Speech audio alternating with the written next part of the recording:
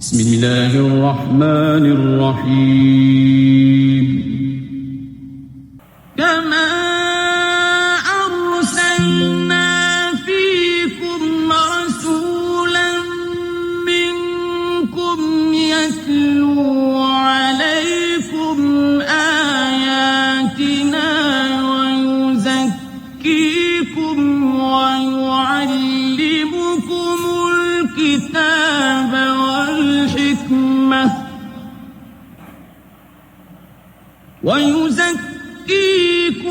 ويعلمكم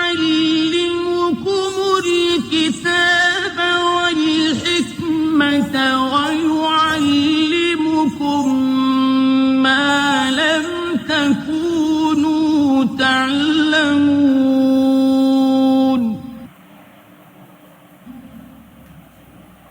فاذكروني أذكركم واشكروا لي ولا تكفرون يا أيها الذين آمنوا استعينوا بالصبر والصلاة إن الله مع الصابرين ولا تقولوا لمن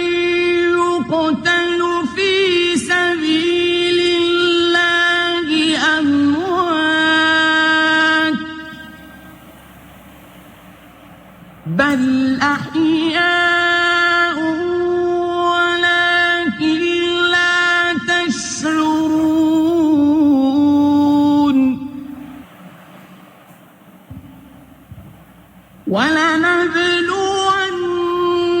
ولنبلونكم بشيء من الخوف والجوع ونقص من الأموال والأنفس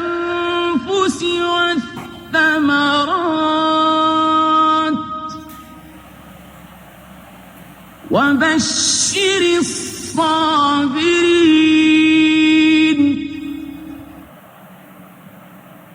صدق الله